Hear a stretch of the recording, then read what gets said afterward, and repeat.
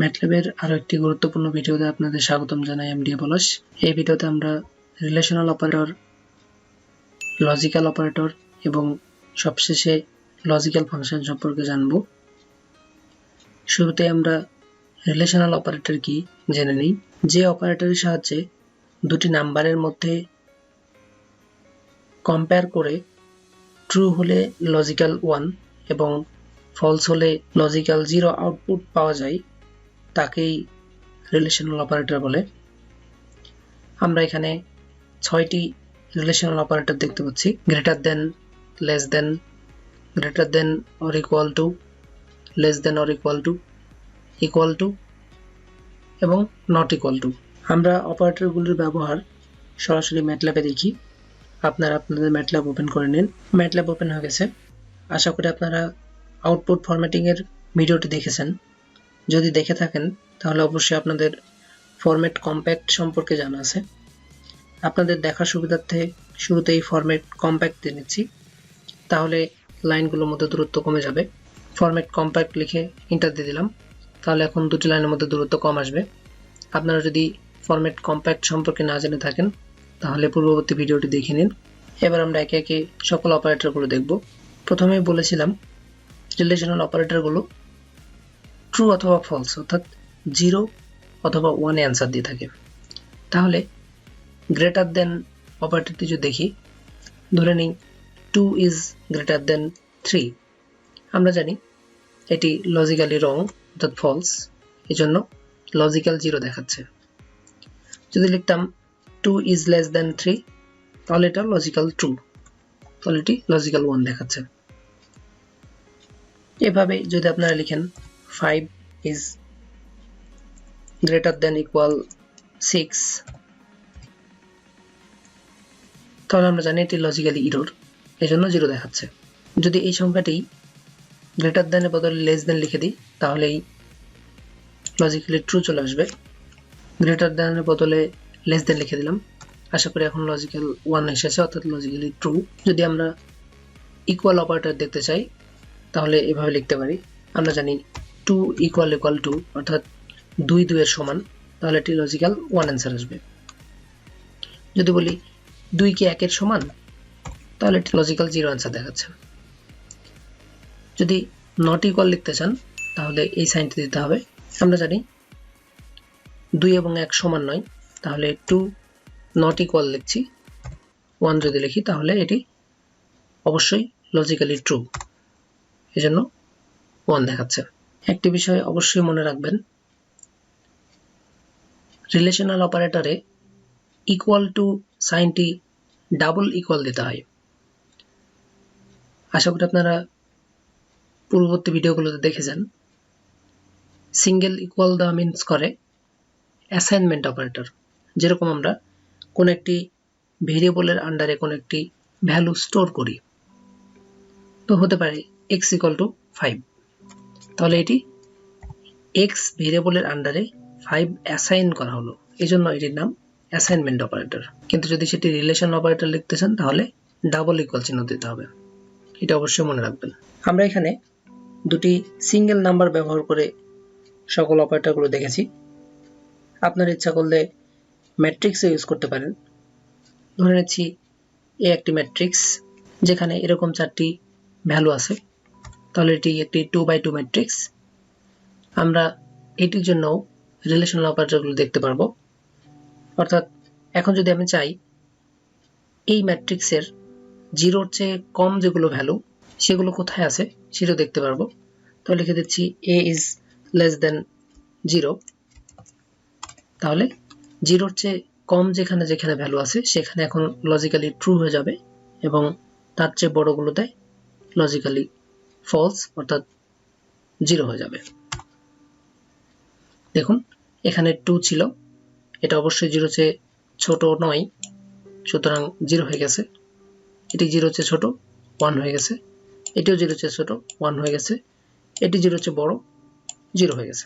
এটির reverse process দেখতে চাইলেও পারবেন, অর্থাৎ a is greater than equal যদি লিখে দেন তাহলে এখন উল্টো জিনিস দেখাবে, যেখানে যেখানে 0 ছিল সেখানে এখন 1 দেখাচ্ছে।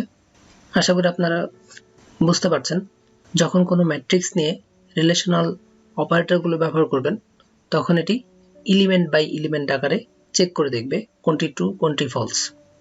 আর যখন কোনো সংখ্যা নিয়ে কাজ করছেন তখন এক্স্যাক্টলি ওই সংখ্যার সাথে কম্পেয়ার করে দেখবে কোনটি ফলস কোনটি ট্রু। এবার যদি আমরা দুটি ম্যাট্রিক্সের মধ্যে কম্পেয়ার করতে চাই সেটাও করতে পারবো। অর্থাৎ এ ম্যাট্রিক্সটি আমরা ডিফাইন করেছি, এবার বি অন্য একটি ম্যাট্রিক্স নিয়ে নিচ্ছি, বিও একটি ম্যাট্রিক্স নিয়ে নিলাম, এটিও 2x2 ম্যাট্রিক্স। যদি এদের মধ্যে এখন রিলেশনাল অপারেটরগুলো দেখতে চাই তাহলে এখন এ বি লিখব। ধরুন আমি চাচ্ছি এ এবং বি এই ম্যাট্রিক্স দুটির যে যে ভ্যালু সমান সেখানে 1 দেখাবে। তাহলে আশা করি আপনারা বুঝতে পারছেন এ ইকুয়াল ইকুয়াল বি লিখলেই সেটি চলে আসবে। দেখুন বি ম্যাট্রিক্সটির এখানে রয়েছে -1 এবং এরও এখানে রয়েছে -1, এখানে 5, বি এরও এখানে 5 রয়েছে, এই জন্য দুটি পয়েন্টে 1 হয়ে গেছে এবং এই দুটি পয়েন্টে 0 হয়ে গেছে।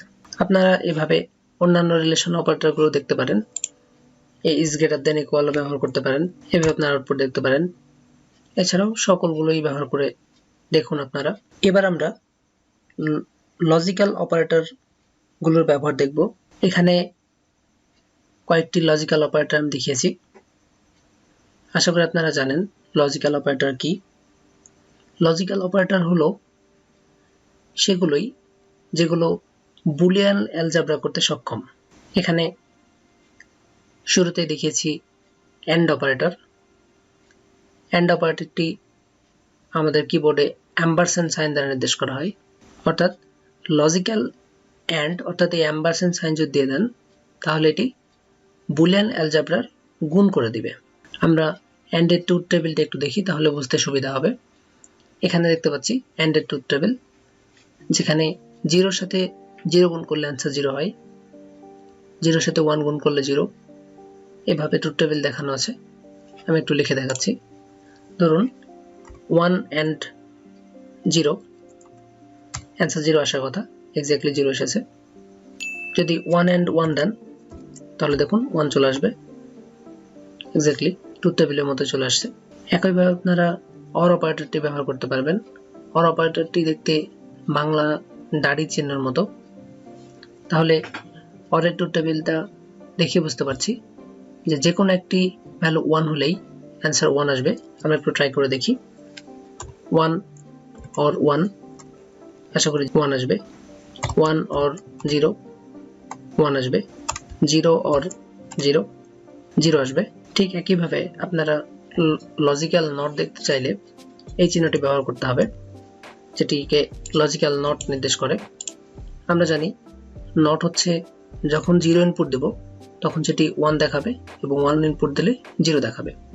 তাহলে এখানে যদি নট 1 দিয়ে দিই 0 চলে এসেছে, যদি নট 0 দিয়ে দিই তাহলে অ্যান্সার 1 চলে আসবে, এক্স্যাক্টলি।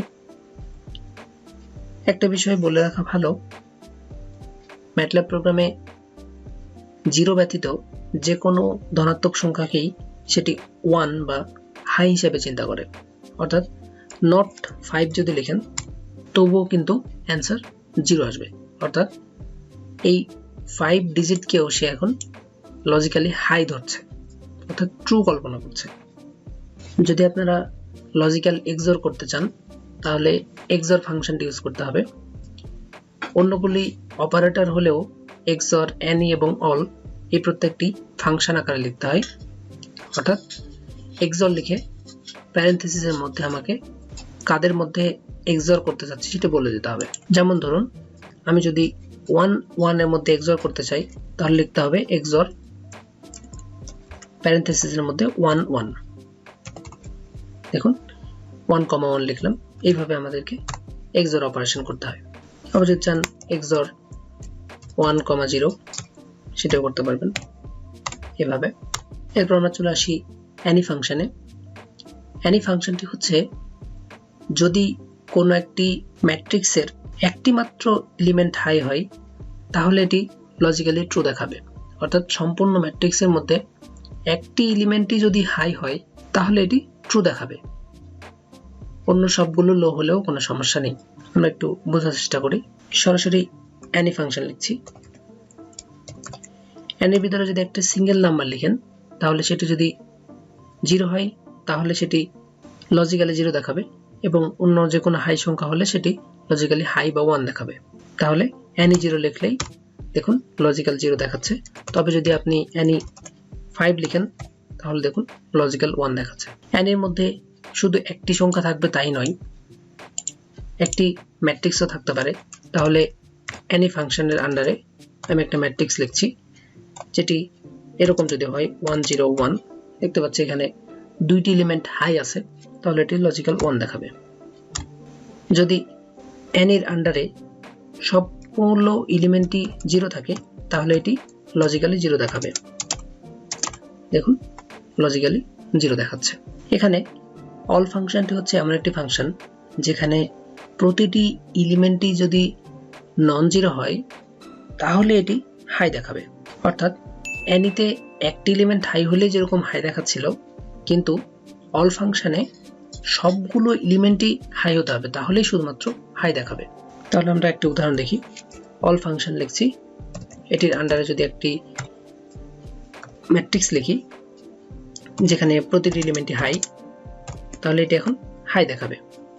তবে অল ফাংশনের মধ্যে যদি একটি এলিমেন্টও লো হয়ে থাকে তাহলে সেটি লো দেখাবে। দেখুন একটি এলিমেন্ট লো হয়ে আছে, তাহলে এটি লজিক্যালি 0 দেখাচ্ছে। অল ফাংশন বা অন্য যে কোনো অপারেটরে শুধু যে 1 0 লিখতে হবে তা নয়, আপনারা যে কোনো সংখ্যা লিখেও দেখতে পারেন। নেগেটিভ বা 0 কোনো সংখ্যা হলে সেটি লজিক্যালি লো অর্থাৎ 0 দেখাবে, এবং পজিটিভ কোনো সংখ্যা হলে সেটি লজিক্যালি হাই নির্দেশ করে।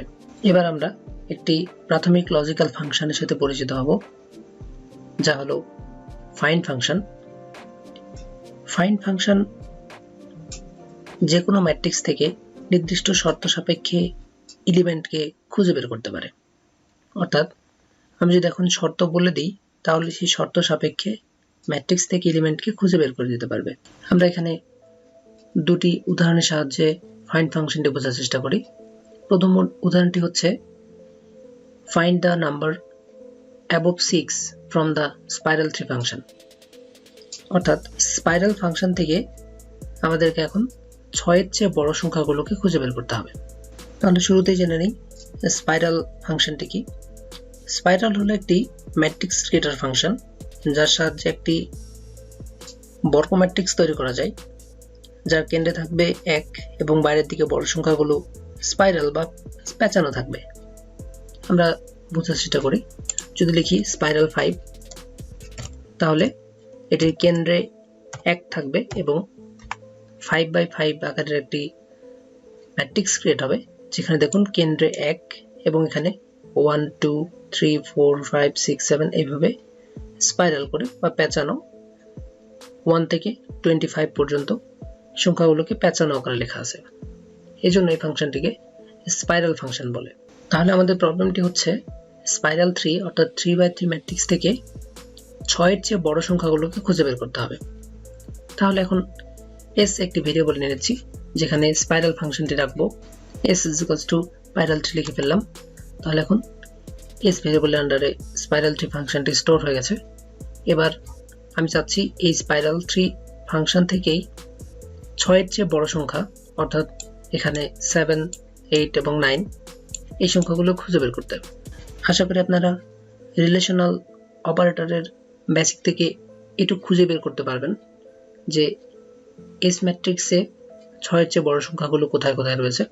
তাহলে s is greater than 6 যদি লিখে দিই, তাহলে দেখুন 6 এর চেয়ে বড় সংখ্যাগুলো রয়েছে এখানে, এখানে এবং এখানে, যেখানে লজিক্যালি 1 দেখাচ্ছে। তাহলে আমরা স্পাইরাল ফাংশন থেকে কোথায় কোথায় 6 এর চেয়ে বড় সংখ্যা আছে সেটি খুঁজে পেয়েছি, কিন্তু এটির পজিশন এখনো খুঁজে পাইনি। পজিশন খুঁজে বের করার জন্য ফাইন্ড ফাংশনটি ব্যবহার করতে হয়। যদি এখন ফাইন্ডের ভিতরে আমরা এটি লিখে দিই, তাহলেই আমাদেরকে এখন পজিশন নাম্বারও দেখিয়ে দিবে। দেখুন পজিশন নাম্বার দেখাচ্ছে 1 4 এবং 7। এখানে দেখুন 1 মিন্স এটি।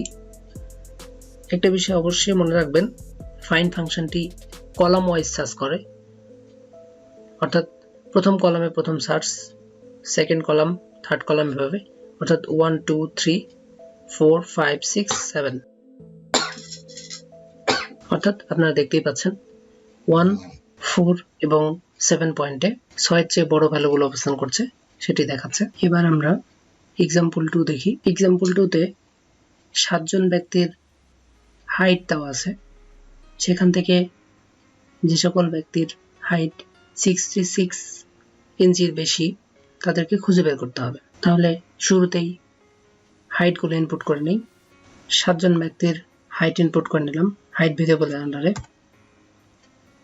এবার আমরা চাচ্ছি যাদের হাইট 66 ইঞ্চির বেশি তাদেরকে খুঁজে বের করতে। তাহলে আমরা এখানে ফাইন্ড ফাংশনটি ব্যবহার করতে পারবো। একটা ভেরিয়েবল নিয়ে নিচ্ছি অ্যাকসেপ্ট, অর্থাৎ যাদেরকে আমরা অ্যাকসেপ্ট করব তাদেরকে এই ভেরিয়েবলের আন্ডারে রাখবো। এখানে ফাইন্ডের প্যারেন্থেসিসের মধ্যে কন্ডিশনটি লিখে নিলাম, অর্থাৎ যাদের হাইট 66 এর চেয়ে বেশি তারা এখানে অ্যাকসেপ্টের আন্ডারে স্টোর হয়ে যাবে। দেখুন পজিশনগুলো দেখাচ্ছে, অর্থাৎ 2, 4, 5, 6, 7 এই পজিশনগুলোর ভ্যালু 66 এর চেয়ে বেশি। এখানে শুধুমাত্র আমরা পজিশনগুলো দেখতে পাচ্ছি, কিন্তু এক্সাক্ট ভ্যালুগুলো দেখতে পাচ্ছি না। যদি আমরা ভ্যালুগুলো দেখতে চাই তাহলে হাইট ফাংশনের আন্ডারে অ্যাকসেপ্ট লিখে দিলে দেখতে পাবো।